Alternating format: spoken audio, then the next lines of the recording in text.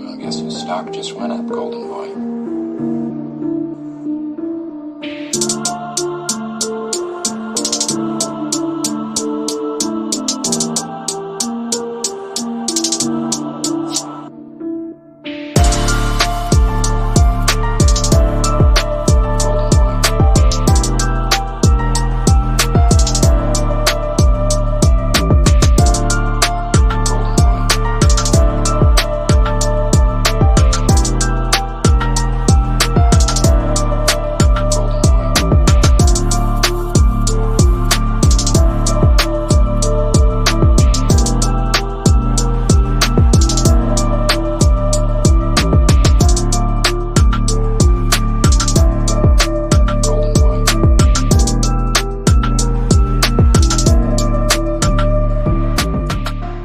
Hello, and welcome back to the Football Corner. Welcome back to another live stream, another show, another video on the channel. Big ups to everybody in the chat. Big ups to everybody watching on the replay. Make sure you're smashing the like button. Make sure you're subscribing to the channel if you haven't already. And big ups to everybody that is in the chat at the moment. Big ups to Skullex, who's here. Fraud, 29 days till his birthday, but saying finito and finished. We'll see what happens, man. We'll see what happens, but we will get into it. We will get into the whole discussion. But make sure you're smashing the like button. Make sure you're subscribing to the channel if you haven't already. And Ashraf, how's it going, my brother? How you doing? It's going okay, bro. Just trying to focus on the positive things in my life, which is a lot, alhamdulillah. And I'm not gonna let this club be the downfall of me, bro. I'm not gonna let this club be the down of me. So, hey. It's going well, man. It's going well. Just football life is shitty, but it's fine. It's fine. It is what it is. It is at the moment. It is at the moment. I can't even disagree with that at the moment. You know, it's really poor at the moment. The way that we're playing in front of goal, or the way that we're performing in front of goal, and also it's poor with certain decisions that we're making to try and rectify that, or lack of decision that we're making to try and rectify that in regards to the market, which we might slightly touch on that today. We might slightly go into it, but more for the Guna Lounge on Wednesday, where we will go into it in detail. But out of another cup, FA Cup is gone. We lost to a Liverpool team who in the first half were, should I say, looked weak, looked vulnerable, looked there for the taking. Came out in the second half and dropped an absolute stinker, one of the worst performances I've seen. Again, I mean, that and the Fulham game. How can you really pick and choose between those two games? Which one was the better game out of the two? I think they're both shit, to be honest. But the second half was absolutely terrible, and yeah, I'll be so real, man. I'm upset. I'm upset. Obviously, I didn't get to speak yesterday in Lahwa. I don't know if you were watching. It was just non-stop cooking. I didn't watch a single YouTube thing. I usually watch all of them, but I didn't watch a single one. Bro, it was non-stop cooking. I was just getting cooked. It's fine, because sometimes you have to take it when it's there. You know what I mean? When your team does this, you have to take the cooking. It's unfortunate that that's how life works, but that is how life works.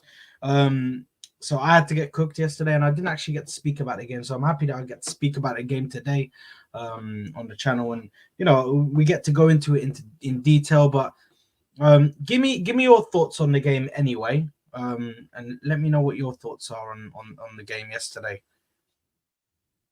I mean, yeah, it was obviously very disappointing, very annoying. I mean, I said in your stream, obviously, and I was even tweeting that I'm confident we're going to win because we're playing at home. Obviously, Liverpool are an amazing team. And I've been saying from the beginning of the season that they're going to be challenging for the league. They're not going to go through the same rut they went through last season. Obviously, last season was probably just an anomaly. But we're playing at the Emirates, bro. We're playing at the Emirates, that too in our tournament, the tournament we are the best in England at. right? And obviously we had a game against them a couple of weeks ago at their ground, and for me personally, that was a good result. I know obviously like we were looking for a win, and I really wanted us to win that game, but a draw, given how the game went and everything, and given how well we played that game, I took a draw and was like, you know what, it's a good result. And I really thought this Liverpool team is there for the beating. And you know what? The funny thing is, they were there for the beating yesterday, right? It's not like they came and they outplayed us and they were just all over us throughout the 90 minutes and they blitzed us. And you know what? We're like, ah, man, we were just outclassed. Bro, the way we started that first half, I was like, today's going to be a long day for the Reds. It's going to be a long day, bro. From the time Ramsdale took that ball, gave that long ball to Reece Nelson, he went one-on-one. Yeah, he missed it. But it's like, yo, the floodgates are coming. And then it's a repeat of the West Ham game. In fact, no. Sorry. It's not a repeat of the West Ham game. This is worse than the West Ham game. Because with the West Ham game, they played a low block for majority of that game, right? And yes, we got chances. Yes, we should have scored a couple of them. But if you truly watch it, like none of these chances was so damn clear cut. Like even the chances we had in front of goal, like some of them we had no time, so we had to take it quick. There's no excuse. We should have still scored against West Ham. We should have still won that game. But the chances we had yesterday were a lot more clear-cut, bro. With a lot more time as well to act and finish. That Reece Nelson chance. Got the ball from Ramsdale. Incredible pass, by the way. Something our other keeper that was bought for 27 million has not been able to do all season. But I was told he was amazing at that. That's apparently his forte. But he hasn't been able to do it this season, right? An amazing pass to Reece Nelson. Does the right thing by skipping past Alisson. And then instead of finishing it first time, cuts in and then shoots it outside. Havertz, when Saka pressed on Kwanzaa, I think it was, nicked the ball, came to Havertz. He plays it to Nelson. Again, Nelson misses. Comes to Odegaard. Odegaard hits the damn crossbar. Don't get me started on Saka. The number of chances our star boy has missed. And yet people are like, oh, but he has GA. Well, not when it matters. Because for me, right? And look, I know a lot of people still have faith. We can still win the league. I don't see us winning the league at all. I have to explain to you my logic, right? Like City have 19 games left. They win 15 of those 19 games, which is very, very possible. It's not like they haven't done it over the last 3-4 seasons, right? They go to like 85 points. Right? We're not going to get to 85 points. If you just do the simple math, we're not going to get to 85 points. Best thing we do is win like 13 out of our 18 games, which is a good run, by the way. It's a very good run. 13 out of 18 is incredible. You get to like 79 points. And then another couple of draws in there, 82, 83 max. So we're not going to win the league. We're definitely not going to win the Champions League because that requires experience. We've seen this with Man City that have a much better squad than us, and it took them time to get over the heartbreaks and get the experience needed to actually close games out. So for me, this was our best chance to win something. And it wasn't going to be a bad season. If you win the FA Cup and challenge for the league, for me, in my books, I know some people will be like, no, it's the league or bust, yeah? But for me, if you win the FA Cup and challenge for the league, it's progression over what we did last season. Didn't even do. All these opportunities, all these chances, all these... like. The funny thing is, first half of the season, creating chances was our problem. Finishing them wasn't, because when we created a chance, we scored it. Because we barely got any chances. Now, it's literally the opposite. We're having a plethora of chances in front of goal. That clear, bro. You know how many teams should beg to have these kind of chances that we have against Liverpool of all teams? Against Liverpool. Don't come and tell me, oh, there was no Van Dijk, no Roberts. I don't give a shit. It's still main Liverpool. Kwanzaa has been playing well for them in the Europa League this season. And I think in a couple of games, he filled in the Premier League. So he hasn't been bad. We got plethora of like proper clear-cut chances. And Saka missed. Havertz missed. Odegaard hit the crossbar. Nelson missed. And I'm going to come to this, and I know we're going to discuss the manager and stuff later. Yeah. But for people who come and say this crap about, well, the manager, he set them up. He's done his job. He set them up to score. It's the players that miss. What can the manager do? Can he come in and score for them? That is such an idiotic argument, because if you're going to say that, first of all, the people who missed yesterday, I just mentioned them, Havertz, Nelson, and Saka, right? He's the one who decided to spend money on Havertz.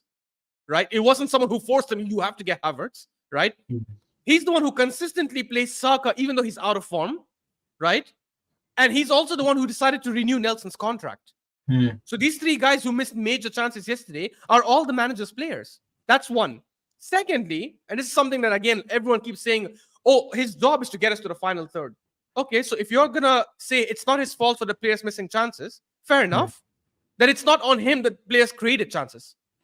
So when Odegaard gives an amazing through ball, or when Ramsdale gives an amazing long ball to Nelson, right? Or when Saka pulls off an amazing cross inside the box, that's not an Arteta, by that logic. Because anyone who understands anything about coaching or has played football at a decent level, you know that the coaches or the managers, most of the stuff they coach you in is off the ball stuff. Off the ball, this is how you defend. Off the ball, when we have the ball, this is how you move. This is where you need to move to receive the ball. This is how you form a triangle. This is the run you need to make. You need to make a run at this timing. When you're making a run, make it inverted. They don't teach you how to pass the ball, like, oh, how to give a perfect through ball. You think someone taught Ramsdale how to give that long ball yesterday? You think someone has taught Odegaard how to give those through balls? But when you have a trend of 2-3 consecutive games where this happens, I'm sorry, that is on the manager. I'm sorry, man. I know it's just supposed to speak on the game, but it's just so frustrating, bro. It's so frustrating. I understand it's frustrating, and the only thing I'll say, just quickly while we're on that topic there, I think for me, the people that use the argument are the manager got them to where they were able to score. Yeah, he done his job. He managed to get them to the goal line. He managed to get them to a position where they can score. Okay, so firstly, for where people got this whole he done his job, he got them to the byline, is the only reason why they got this idea is because Pep said it. Yeah. Pep said, my job is to get them to the goal line. Exactly. My job is so they're just rinsing and repeating. But this is the point though. He says, my job is to get them to the touchline, my job is to get them to where they can score. And I'm done. I don't worry about whether what happens after. That's up to the players. Yeah. The only difference between Mikel Arteta and Pep is Pep gets players and puts them in that position that will finish the goals. Exactly. That will put it in the back of the net. So he doesn't have to worry about that. He doesn't, because he knows he's made the right decision in buying Haaland, in buying Alvarez, in buying Rick De Bruyne, because these players, when they're in front of goal, they will score. They will score. Simple. Yep.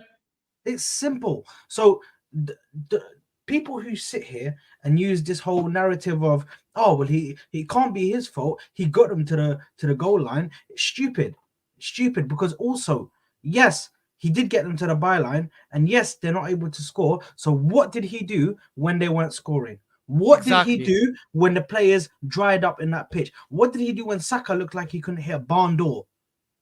Left him on the pitch, took Reece Nelson off, who was by far our best attacker. 100%. By far our best attacker, took him off and decided to put Martinelli on, another player who's not been scoring this season. And you think you come up with some wise idea to just, you know what? I'm going to stick Martinelli on. He's just going to score a bag of goals for us today, even though he hasn't scored in, I don't know how many games. Was it like 8-9 games since he scored? I can't even remember. Last game he scored scored in the Premier League was against Luton Town, the 4-3. Are you sure? I don't even think it was that game. I think it was Nottingham Forest. No. He scored against Luton for sure. He scored the opening goal. The one that's with the throw-in from Jesus and Saka spread it. Yes. Yeah, he scored against Luton, and then before that, he scored against the Lens in the Champions League. Yeah, he hasn't scored.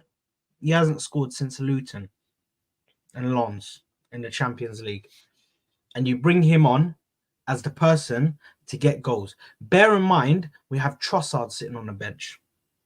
Bear in mind, we have Nketiah, who, although I don't think Nketiah is everything, I don't think Nketiah is all that. I don't rate him as a striker, but at least he's the fucking striker. Yeah. He is the fucking striker. Why have we got Havertz still on the pitch? If Havertz is not finishing the chances, which, to be honest, Havertz, other than his final finish, was actually quite good in the game. But you get players and put them in that position to finish their shots, to be able to put the ball in the back of the net. Yeah. So what good is it if he's sitting there and getting all the chances? Because it's not even like you can compare it to Jesus. Because Jesus will let the players come inside and be able to take shots. Yeah. Havertz is just in the middle. So he's getting the ball and then wasting it. Getting the ball, wasting it. Getting the ball again, wasting it. The same exact thing. The exact same thing every time. So yeah, for me, I do hold. I think yesterday's defeat, the players hold blame, but Mikel Arteta holds a lot of blame as well. A lot of blame, because there's no way you're waiting until that late to bring Emil Smith Rowe and Eddie Nketiah on. What the fuck do you expect him to do? Bro, he only made the substitutions after Arnold scored. It's not even Arnold, it was an own goal, right? After the own goal happened, he took off Kai Havertz, who was shit all game. And for me, by the way, I'm sorry, I disagree. I think he was shit overall. Because first of all, he played as a striker, right? So for me, if you're playing as a striker, I'm judging you by what you do in front of goal, whether you score, whether you assist. And he hasn't done any of that. He missed chance after chance after chance. That's one. Secondly, the stuff that he does outside the goal scoring opportunity, like in front of goal and stuff, bro, I don't think that's good. I think that's average. I can get you Chris Wood, right? Who'll probably also hold up the ball. He'll also probably give a couple of passes here and there. That's normal. You're playing in the Premier League. Obviously, as a Premier League footballer, most Premier League footballers should be able to hold the ball, just pass it, do these simple things. That's not why we have you at Arsenal Football Club. That's not why we'd be paying you 65 million. I mean, not paying you, but paying Chelsea to get him. Yeah. If you're coming for that price tag, and if you're coming to a team that's supposed to be challenging for the title, you need to be doing something that no other player in the Premier League can do, right? Or something that most Premier League players cannot do. You need to be having that X factor. Especially when the manager's vouching for you and you're supposed to be like one of the main guys coming to the club to help take us to the next level, apparently. Which is mental. Bro, the fact that the entire fan base was against the move in the beginning before it happened tells you all you need to know. Exactly. I'm ignoring the people who jumped on the bandwagon later, like when he joined. Oh yeah, Kai Havertz, he'll be good. Because those are people who are just freaking sniffing the copium, bro. It's so up their nose, right? Like you can see it in their face. Because they just want to back anything the manager does, no matter what happens. So they're gonna be like, okay, he got him, fair enough, it'll work. Do you rate Jesse Lingard? You don't, right? No. If we are tomorrow linked with Jesse Lingard, isn't that a disaster? Yes. I promise you'll find a fan base. If we sign Jesse Lingard, I promise you'll find a portion of the fan base who will say, you know what? He's done it okay for West Ham. Maybe we can bring back the Jesse Lingard who danced at our pitch. You know, I think Arteta can do it. I promise you. Because that's this copium of like people who are like willing to back whatever the hell the manager does. Yeah. It was insane, bro, for me. The thing is, it's funny that you bring that up, because I actually I disagree with these top gooners, top reds, whatever you want to call them. I think top reds is actually the Liverpool version. Yeah. But top gooners, whatever you like, yeah. And listen, I've been criticized for still wanting Mikel Arteta in, but we'll get into that. We'll get into that later. We'll touch on it later. But I want to save a lot of it for the Gooner Lounge, because we're gonna have a whole conversation about whether this guy can stay or whether this guy can go, and the whole situation. But I got a bit of criticism about wanting him to stay. Now, me wanting him to stay, not necessarily makes me a top Gooner, because I am still against stuff that he does. I am still against it, of course. But me wanting him to stay is because I think that Arteta still he can find, or not him find a way out of this, but it's still salvageable. In my head, it's still salvageable. I think that we can still get a good run of games where we can start scoring. Yeah, it's just whether he finds the right way. It's his job. He's put himself in this situation where he's backed himself into a corner. He has to save himself. If he doesn't, and we start dropping away, then he has to go. Yeah? If he starts to drop away and he goes and he drops away and then he's he's way out of the title race and the title race is gone and we're not going to win a trophy, then yes, he has to go 100%. But when people originally hear you say, "Oh, you want Arteta in," and I know you're Arteta in at the moment, as well, but people just hear Arteta in, automatically they think, "Oh, this guy's toxic positive. Oh, this guy wants this. Oh, this guy doesn't believe in his club. Oh, he loves the manager more than he loves the club." Completely disagree, man. Completely disagree. Bro, for me, right? So I'm not even like Arteta in. I'm more like, I want to see what happens this season. For me, I'm most likely Arteta out this summer because I've said it. If he doesn't win the Premier League or champ, because for me, as I said, I have such, you could say I have low standards in a way, right? Because some fans will be like, we need the Premier League or nothing. We need the Premier League or nothing, which is so hypocritical because these same fans will say, we need to win the Premier League. I'm confident we'll win the Premier League. Okay, do you sack him if he doesn't win it? No. So we don't have to win the Premier League by your logic. Because you're just saying if he fails at winning the thing that you just said he should be winning, there's no consequence, right? For me, if he doesn't win the Premier League or the Champions League this season, he has to get sacked, in my opinion. Yeah, he's because the way I look at it, right, is for me, any manager, as long as he's showing progression, he stays. That's just how it is. You have to give managers 1 or 2 year contracts max, right? And just tell them, hey, the ultimate goal is this, but year on year, I need you to show progression. So when he joined us in 2019, 2020, right? Yeah, we finished 8th. Fair enough. He found the team already in a shambolic state. He won the FA Cup with us. It was a decent half season, a decent first season, if you will, right? The second season, which was his first full season, we finished 8th, 1-0, right? And we're out of all the cups early on. For me, that was a horrendous season. It was aggression over the last season. But because it's a COVID year, a lot of clubs were affected. He didn't have a proper summer because he couldn't spend proper money because of COVID and stuff. I ignored that season. For me, that season was like a write-off. He then finished 5th, which was progression. And then he challenged for the title and finished 2nd. That's progression as well. This season, if you finish 2nd or 3rd and don't win anything again, you have stagnated. There's no progression there. Yeah. In fact, if you finish 3rd and don't win anything, that's regression, in fact. That's regression. You've regressed. Because you've gone behind. It doesn't matter if Liverpool are back to the way they are. It doesn't matter. The point is you were in a better position than Liverpool in the summer. Given our squad depth and given what we did last season, we were in better position to be challenging City for the title and going all the way till the end. And you ruined it. If we didn't lose back-to-back defeats to Fulham and West Ham, we would have been top of the league right now. And even if we don't win it in the end, I see us like falling short by 2 or 3 points max.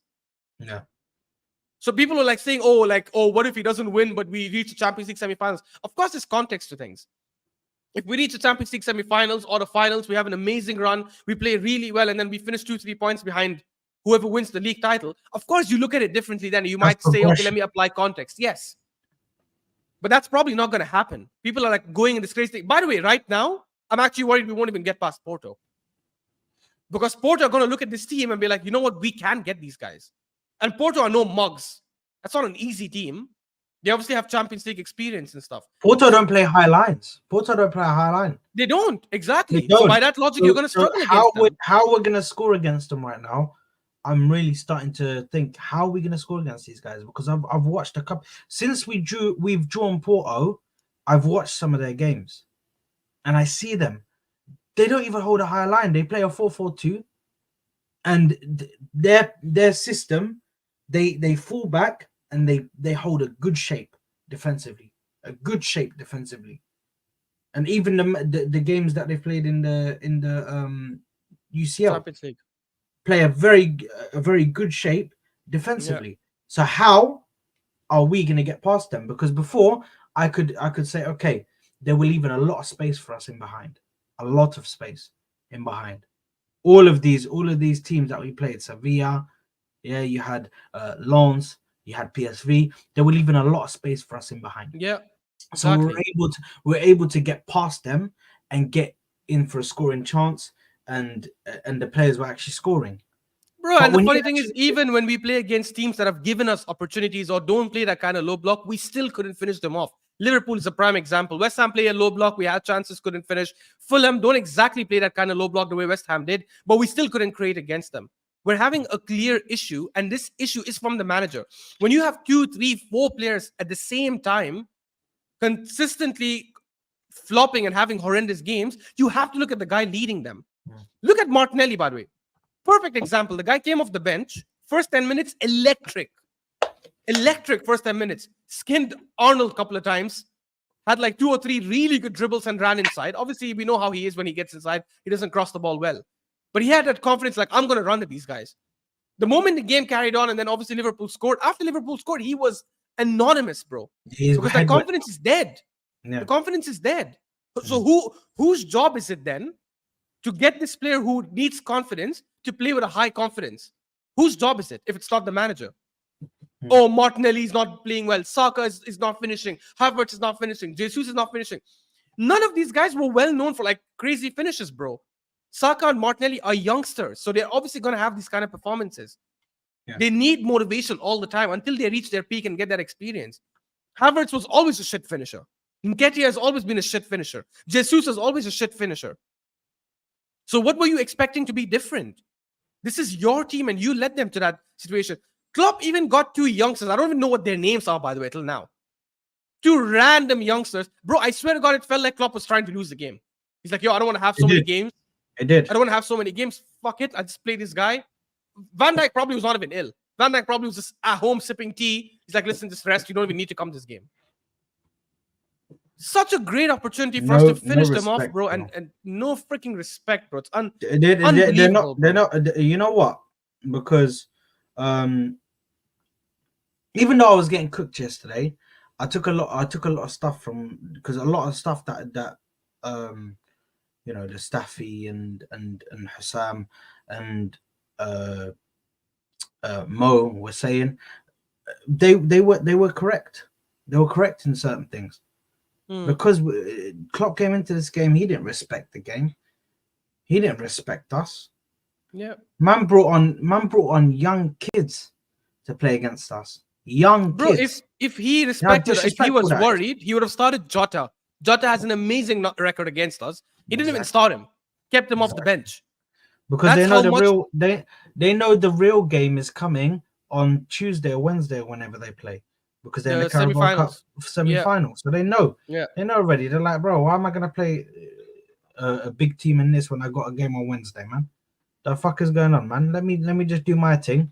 Let me go into this game. Let me just freaking throw a team out there and see what they do. And it worked because we are incapable of scoring. And just getting back to the game, to give my 2 pence on it. I think yesterday we were shocking in front of goal.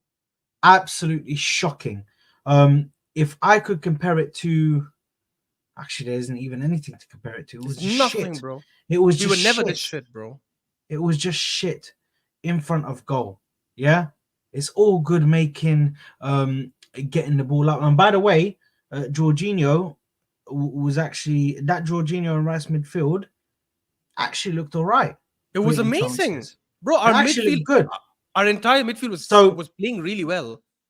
So this clearly shows that Arteta is being stubborn. Arteta wants to fit this Havertz guy in. Yeah. And I truly believe that is the reason he will get sacked. That is the reason why this fan base we will turn on him. I'm not going to say this fan base because I will include myself in that. This is why we will turn on him. Because you decided to make a big decision by going against the board, because I think the board were against it, or certain members of the board were against this signing, of him signing Havertz, and you sat there and put your neck on the line. You said, I need Havertz, I need to bring him into my team, I need to play with him. Yeah? You bring Havertz in, and now you're just trying to utilize him everywhere. Yeah? You're trying to utilize him everywhere. Trying to put him up front, trying to put him in the midfield. The midfield is just shocking. I don't know how anybody sees Havertz in midfield and thinks, you know what? That's working. That's even you know when you put a new player in a position and you see that they have something there to work with. You know what I mean? There's a foundation of skill there where you can work with it and He's you can got nothing. form them into a midfielder. You have nothing. Yeah. Defensively, this guy doesn't do enough work in the midfield. And people tell me, oh, he wins duels. He wins duels. Wins duels. He doesn't. He wins duels. That's what they say. And when you say no, he doesn't, they say, oh, look at his aerial duels. Look how many aerial duels he's won. Well, he's a fucking giant. He's 6'3" or whatever the fuck he is, bro. What do you want me to say? What do you want me to say to that? Bro, There was a stat. There was a stat like a couple of months ago. I saw it where he had the most attempted tackles that led to a foul for a midfielder. Yes. The people come up with this weird narrative. This guy cannot defend. But this is the thing, yeah. He doesn't do the defensive work. Yeah. He can't pass accurately. He doesn't get involved in the game enough to be a midfielder. As I've shown you guys with the amount of touches he gets in games. Yeah. And even when he does get onto the ball, and if he's not passing it sideways, God forbid he passes it forward. God forbid he progresses the ball to Martinelli. God forbid he gives it to Martinelli quickly so Martinelli can get on a counter-attack. Because that's the... Of course, Martinelli's been shit this season. But the main reasons for why he's been shit, other than him being bad, is Havertz being on that left side. It has completely killed the left side of our team. Completely. Because Zinchenko is not getting the help defensively, which he needs. He needs assistance because he's a bozo, so he can't defend. So he needs assistance from his midfielder. Then Martinelli, who needs assistance from his midfielder, the left 8, as we like to call it, or the left-sided midfielder. Yeah, he needs help from that player. He needs him to give him to receive the ball from him ASAP, as soon as he gets it. Then make an overlapping run, create space for him. Xhaka was so good because Xhaka would pass the ball to Martinelli, he'd overlap on Martinelli, or he'd stand back and be there if he needed a 1-2. If he needed a 1-2 to make a run in, you often saw that last season. He'd pass it to Xhaka, he'd make a run in, and Xhaka would try and slot the ball through the defenders in that little half space area, whatever the tacticals call it, the area. Yeah? He'd slip it through that area. And the fact that he's still persisting with this Havertz guy is pushing me to a place where I don't even know if we don't get, because right now there's all this news on Onana, and Onana's coming to the club and they're trying to get it done before the Crystal Palace game, and they're trying to get him with them in warm weather training so he can get trained up with the team and be there to play against Crystal Palace. If we don't sign a striker and we went and signed Onana, winning the league, there's no possibility for me now, because I don't think that we can carry on with this front line. I don't think we can carry on with this front line. The way that they're playing right now, I don't think they have the finishing touch right now. Although Saka is still producing GA, yeah, it's not enough. It's not enough. Bro, it's not enough. Bro, we need a striker, bro. We need a striker. I've never seen a team just begging screaming for a striker, bro. Like, bro, pause. Yeah, I'm gonna pre-pause it. I'm on my knees for a striker, bro. That's crazy. Pause. Hey, yo. Yeah, pause. But, bro, I am begging for a striker right now. You put a striker in this. If you put an Ivan Toney, you put Osimhen, you put a Boniface from Leverkusen, you put the guy from Stuttgart, Guerri, or whatever you say. Garassi. Yeah, you put one of these strikers in there, bro. Even Wahi from Lens, I'm telling you, bro. Wahi, bro, you put a strike. Listen, for me, Nketiah is not the guy, bro. And I've been screaming this out for time. I've been screaming it out for time. And I'm not even going to sit here and make it, because we're going to get into the Laguna Lounge. We are going to get it. we're gonna get into it on the Guna Lounge. Bro, look, I'll just just say, like, for me, even if we get a striker, as I said, I still don't see us winning the league just because of where we are right now and how close the league is going to be. Because I don't see us getting to 85 points. As I said, we get a striker, we don't get a striker. I think the best we'll do is like 13 out of 18 wins. And that doesn't get us there. Like, it gets us to 82 points max if we get a couple of draws. For me, right, with the Havertz thing, look, as you mentioned, the guy never works as a midfielder. I'm not sure where Arteta got the idea that Meskin, big up Meskin. Yeah, it is me, Meskin. I was arguing with Meskin on Twitter a couple of days ago. I saw it, brother. I'm just staring the pot because I saw it and I was like, "Wait, there you are." Big up, Meskin. Both of you, bro. Like, this signing is so weird, and I saw, like, as well, like, Arsenal crew was saying, like, oh, we need to play Smith Rowe there. Bro, we don't need to play anyone out of position. We need an 8. We need a box-to-box midfield. We need a striker, but we also need a box-to-box midfielder. Yesterday, Declan Rice, although he's not a box-to-box, he's a 6 primarily, but you can tell he has the attributes to also play as an 8, right? And yesterday when he played as an 8, he did a good job, bro. The guy was winning tackles in the final third in Liverpool's half and starting counter-attacks for us. I'm tired of us doing this Trossard in the 8 or Smith Rowe in the 8 or Havertz in the thing is, Havertz is already a shit player in my opinion as it is. It's even worse when you play him in a position that requires physicality, that requires being press resistant, that requires having a lot of touches on the ball. I can't think of the last having an IQ. Having a high IQ, bro. High IQ, bro. Or footballing IQ. Obviously, we're not talking about normal IQ. Obviously, bro, we have gone from having Partey and Chaka last season. Years before that, having Cazorla as the 8.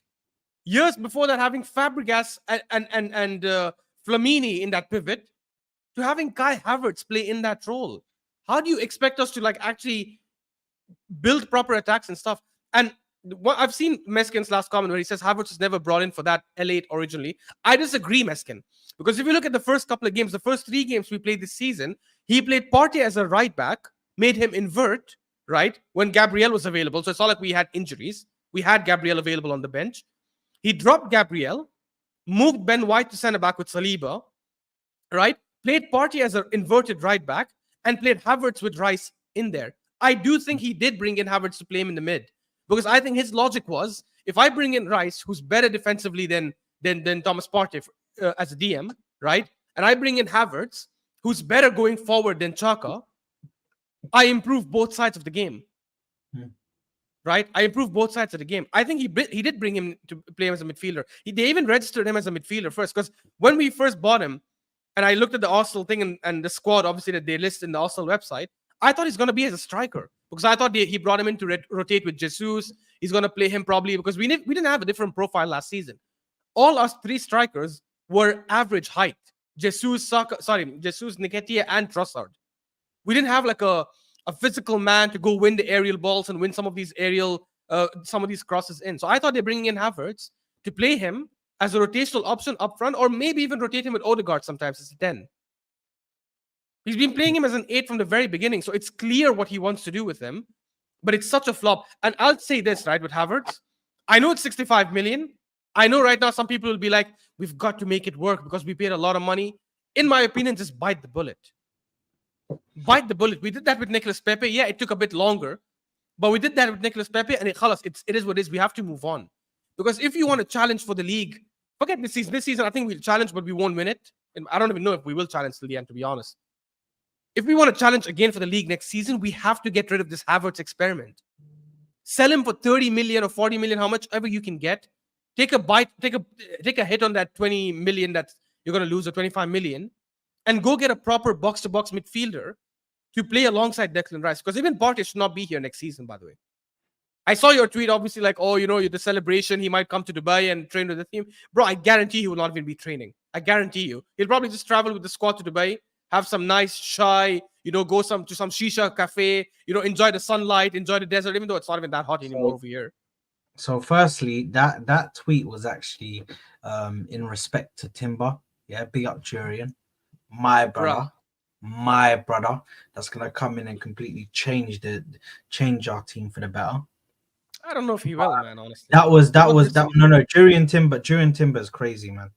He's Crazy. amazing. He's amazing, but I don't think he'll change much about our style this season. I really don't, bro. Like I feel like first of all, I wouldn't want him to come in a situation where we are like on a downward slump. Like especially if we have to uh, excuse me. Bless Damn, it's getting crazier. Especially if we're in a situation where we're in a downward slump, bro. Because sometimes you get these players and like you don't introduce them to the right environment and you rush them from an you. ACL. I don't know if it's an ACL or MCL injury that he has. You rush him from his injury and I it think it gets was even MCL. worse. Bro, just give him time. Let him take his own time to like get back to full fitness. Play him in a couple of games in the under 23s. Let's see, man. But with this, obviously because we've gone so far off the game, bro. There's the thing is, there's not really what is there for us to speak about with the game. It was shit. We conceded 2 goals, one from an own goal, and one from we just gave up. We just gave up. We So did, yeah. what is there to discuss about this game? But this conversation I actually enjoy a bit better because we're actually getting into the nuts and cranny of all of this stuff that's going on. Onana is linked to the club. Obviously, we're touching on this whole Arteta business, and we're touching on the Onana business, man. I'm gonna go first on this Onana thing. How I feel about the Onana signing, I think he's a good player. I think he has potential. He's still raw around the edges. I don't feel like he's completely ready to jump straight in. I don't think he's ready to jump straight in, yeah, and completely change our team overall. However, where I would go with the signing of Onana is play. Obviously, he hopefully learns from Party for the limited time that we're going to have him, because I do also agree that I think he's gone at the end of the season. At the end of the season, I think Juventus are going to come in, bang, 45 million, 30 million, whatever they give us. He's gone. Yeah. He's gone. He's not staying here. So Party's going to go. And to be honest, good riddance. With the amount of injuries he has, happy to see the back of him. I didn't want him to leave in January because we need him for the rest of the season. We do need him. Now, in regards to Onana coming in, what would you say about a double pivot with them? This is how I'm thinking they can play a double pivot with him and Rice. Where you actually play Rice as the 8 and him as the DM. Do you think Yeah, of course. Do you think he's able to handle that? 100%. In our team. 100%, bro, because I think bringing him as a DM is a lot easier than bringing him as an 8. I don't even know if he can play an 8, to be honest, but the fact is, I wouldn't play him as an 8. Yeah, exactly. Like I don't think he's able to go forward well enough, and that's the only thing that I'm missing from him. I need him to somehow learn how to break the lines with a pass. But here's the thing: if you bring him and you play him, because I've seen, like, from the games I've seen him play, he's a proper destroyer. He likes to tackle, win the ball. He's physical, gets the ball back really well. I don't think he needs to be doing the breaking the lines kind of thing. Partey does it for us because Partey has the ability, not because he plays as a DM. Even if you play Partey as an 8 instead of a 6, he will still do the same damage because that's just his game. I feel like if we bring in Onana, obviously I'm not going to count Partey because who knows when he'll be back, right? If he will even be back fully fit. If we play that double pivot of Onana and Rice, for starters, it's a lot easier for Onana to adapt to our style playing as the DM, where he has to do the same thing he was doing at Everton, right? And he does for Belgium, and that is win the ball back. Win the ball back and give it to the guys who will progress it forward. Rice this season, he's been an amazing 6, but he's also been a very good 8, right? He can do a very good job as an 8, right? And I think Odegaard as well, he helps in that position. He drops down. Rice has been a threat going forward as well. He scored 3 goals. He's been good in the air. He gets into the box and tries to take shots. So I think that system is the best system. Onana comes in and plays a pivot with Rice. That's already the best pivot we've had all season, because we haven't seen Partey and Rice play together except for 20 minutes against who was it? Against Man City, right? When he came off the bench.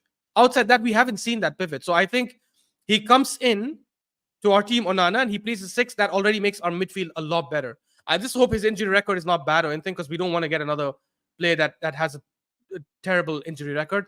And one more thing that we need is physicality. We need midfielders that are physical, that are strong, that are willing to rough it up with like the other teams and win those like aerial battles and win those ground duels. And obviously, Onana would be really good at that. I agree with you though. The priority should be striker. I don't think getting Onana stops us from getting a striker. Obviously, like we can definitely get both. We should be getting both, right? It's illogical to just get a striker and not get a midfielder, or get a midfielder and not get a striker. So we should be going for a striker as well. For me personally, I know people say don't overreact. It's still super early. It's 8th of Jan. I wish we had more concrete links with strikers the way we have with Onana in midfield, because for me right now, like we don't have a lot of time left, and we have the Crystal Palace game coming up, and then I think we play Nottingham Forest after, if I'm not wrong. I just don't know if there's a break in between. I think there's like a 2 weeks break in between, if I'm not wrong. I think that's when the team comes to Dubai. I do wish we had like those links with strikers. The only thing, Saad, that I'll be frank with you on is I think with midfielders there are more options out there. I don't know who they'll go for, like when it comes to strikers. I'm not saying there are no strikers available. I just don't know if there are strikers that will seem appealing to Arteta and Edu. That's just my only concern, because we know they're not going to pay 100 million for Tony, no matter what happens. Well, for sure. This is the thing, though. This is the thing, though. Why are we not putting this 50 million or however much we're going to spend on Onana towards the striker, and then we sell Nketiah for however much we get from him, and make up the money to buy a striker? Because right now we're going to have Thomas Partey coming back, and I did see something which I wanted to reply to from Stu MC, who said, I have to say something, because I start to get pissed off. Stu MC said Arsenal lost points to Fulham, Newcastle, Villa, Liverpool, West Ham, all roasted rice on the counter. It happened at West Ham too. He is 105 million Xhaka downgrade. Brainless Brits say nothing. Stupid why comment. does nobody raise this? Now, the only thing I'll say about that, to counteract it, is if you pay attention to a lot of those games, he's either playing with Trossard or playing with Havertz in the midfield. Yeah? Havertz and Trossard are two players who do nothing defensively, by the way. Do nothing defensively. So when you do nothing defensively, that leaves Rice doing two people's jobs. Not only his own job, which is to stop the attacks in the transition, he's also having to watch two guys. Yeah, the one that's attacking on Havertz's side and the one that's attacking on his side. He has to do that because Odegaard's too far forward. Odegaard's not going to be back helping out with the defense. Obviously, he'll run back, but he's already forward when we lose the ball. So if we're getting done on a counter attack, of course Rice is going to get done because he's having to do two players' jobs. It's just that simple, my brother.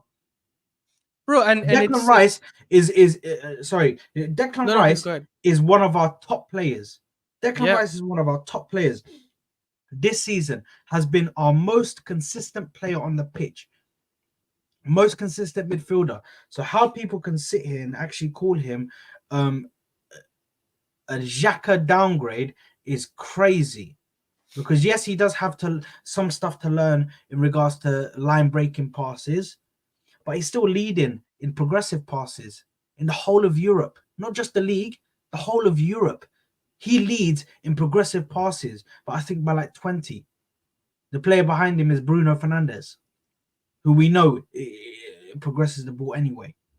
We know that Bruno is a good progressor of the ball. Yeah, so I can't sit here and accept people saying that he's a Xhaka downgrade. I can't accept people sitting here and slandering Rice's name when Declan Rice has been nothing but consistent for our club. I'm sorry, Stu MC, I completely disagree with that. The reason this is like such a stupid comment, in my opinion, is because, first of all, he has enough credit in the bank given how incredible he's been in the first, I don't know how many, 15 to 20 games he's played this season for us in the Champions League and in the Premier League, right? He's been our man of the match in 70 or 80% of our games, right? Yeah. Secondly, in none of these 3 games, by the way, the Newcastle, sorry, not Newcastle, the Fulham, the West Ham, the Liverpool, I know we've conceded 6 goals, 2 goals each. I get it. But I don't think our defense was bad in those games. Like, if you look at each goal that we conceded was actually because we put pressure on ourselves by not scoring our chances, right? Maybe not the Fulham game as much, but definitely the West Ham and Liverpool games. In both scenarios, okay, the first West Ham goal, okay, we should have stopped that. But it was a stupid bozo moment when Gabriel cleared the ball, hit Zinchenko, and came back, right? The goal Liverpool scored, the first one was an own goal, right?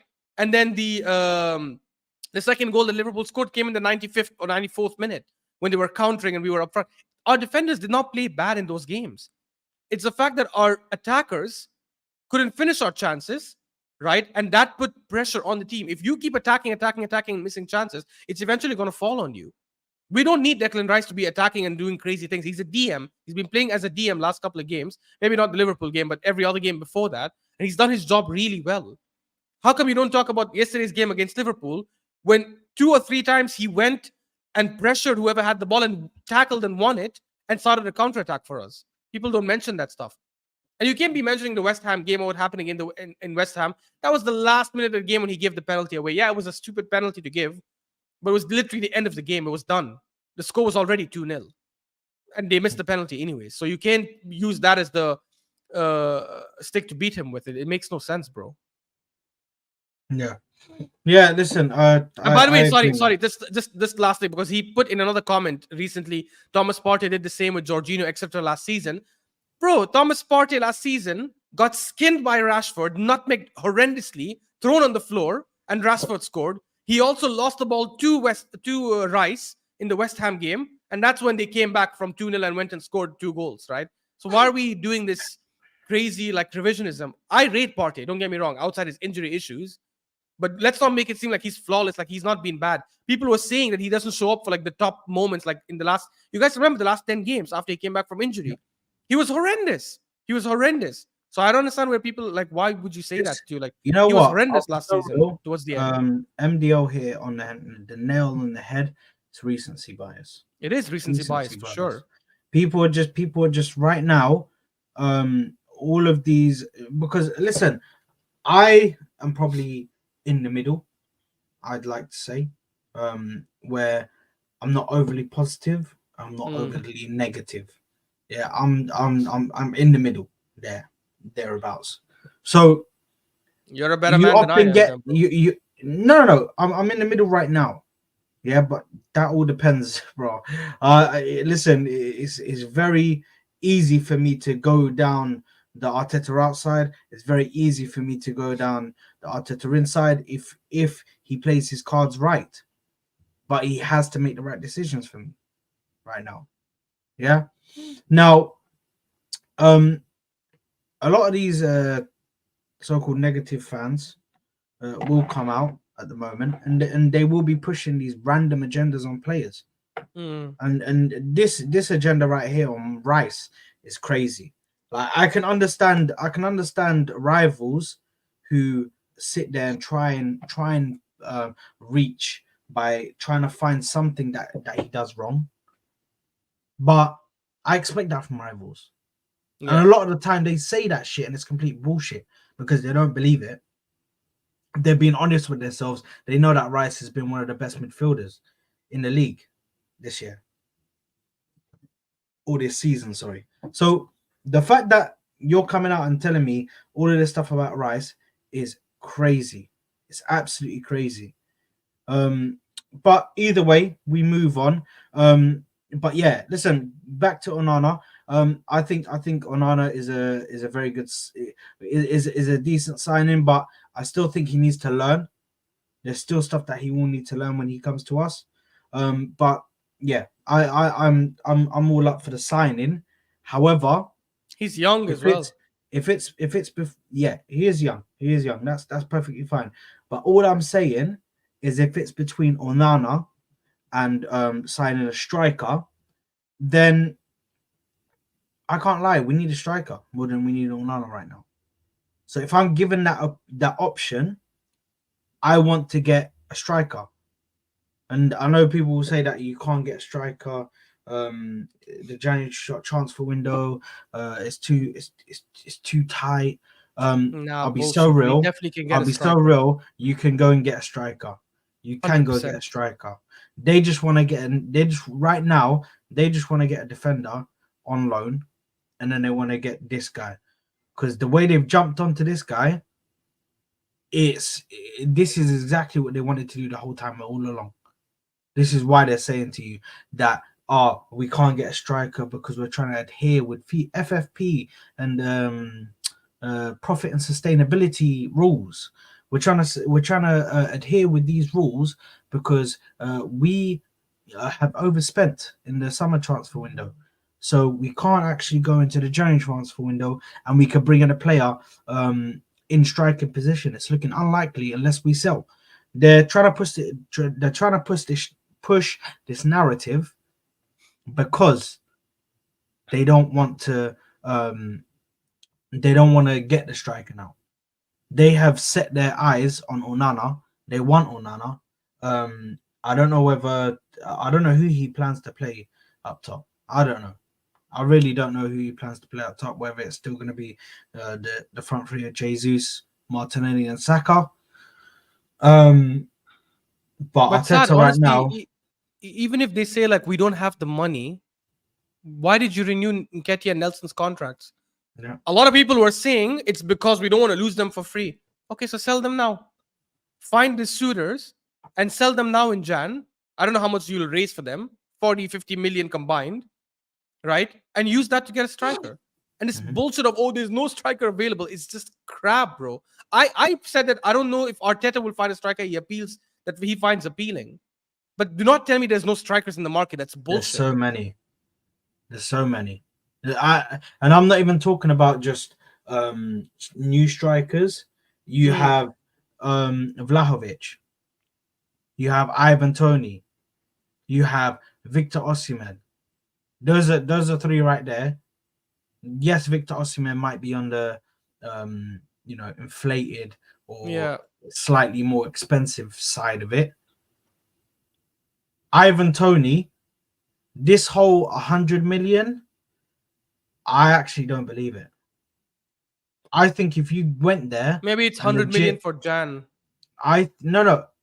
I think in January, if you went there and you just dropped them 80 million, 75 million, I think they take that. I think they take that and run. I genuinely believe that they would actually take that money and they'll be like, yeah, you know what? Fair enough. Honestly, we'll Sad, like I promise you, for less than half that price, you can get Wahi from Lens. You can get didn't they say Guirassi's release clause is like 15 to 20 million? 16 million. Bro, there you go. So there are strikers and they're available. working on a new deal. They're working on a new deal right so now. So go bounce quickly and try to get him before that. I don't understand. Like this man, this logic of there's no one available in the market is idiotic. What's Wahi's scoring record? I just want to last season he had like 20 goals or so, bro. He was playing for Montpellier last season. Wahi.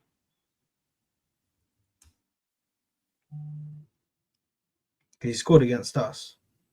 He scored 2 goals against us. No, he scored 1 goal against us. Yeah, he scored 1 against. So at the moment, last season he had 19 goals and 5 assists from 33 Ligue 1 games, and the guy is only 21, by the way. And this season, it looks like he's missed a few games. This game he's missed a few games. Yeah, he has. He's missed a couple in the beginning. He's played 12, only scored 2 and assisted 1, but. Doesn't matter, bro. He's clear. But overall, I look at the in all competitions. He scored 4 but he scored 2 in the Champions League.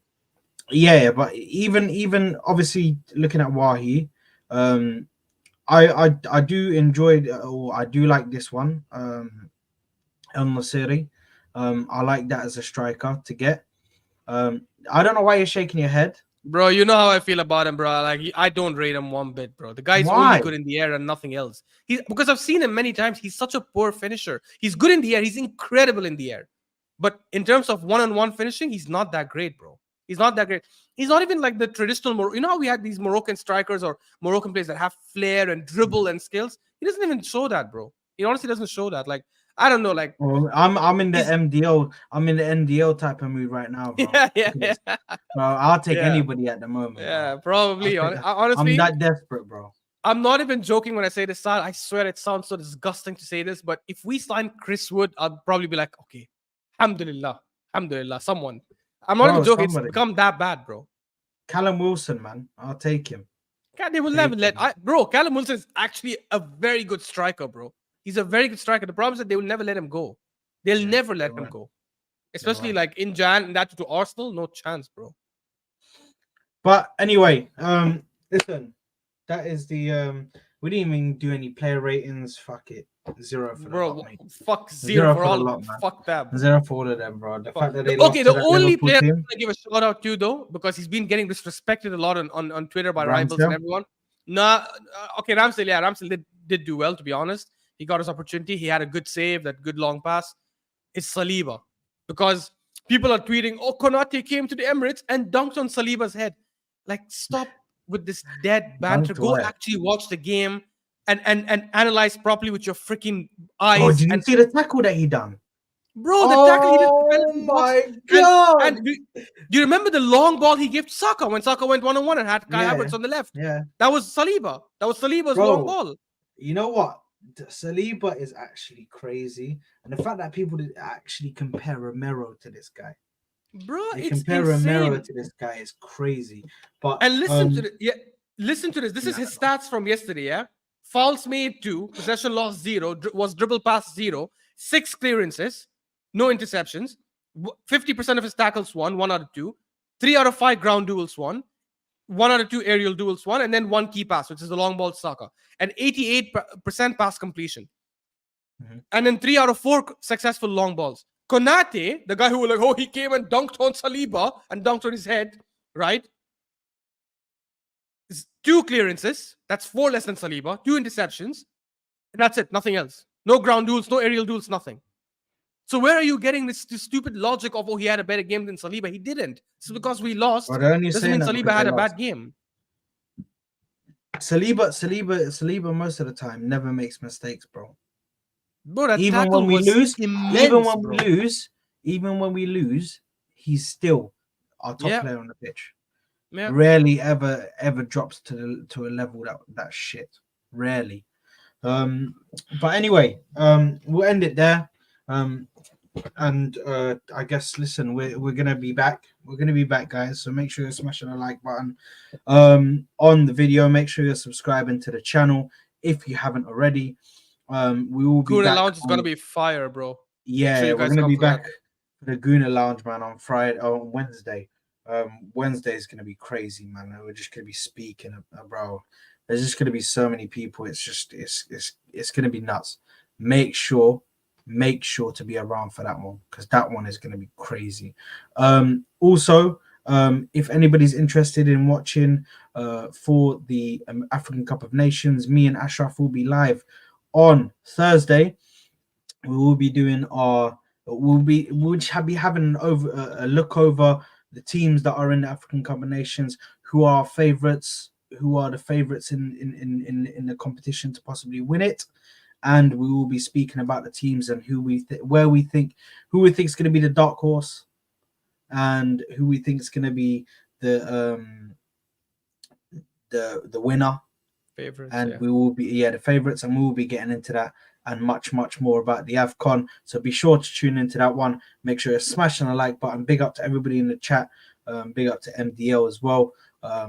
My brother, always in the freaking chat, man. Big up to MDL, man. Big up MDL. And yeah, listen, make sure to subscribe. Also subscribe to Ashraf's channel. I am going to put it down below, so make sure to go and subscribe to his channel. Plenty more content coming on there as well. And guys, I'll catch you on the next one. Peace out, my people. Laters.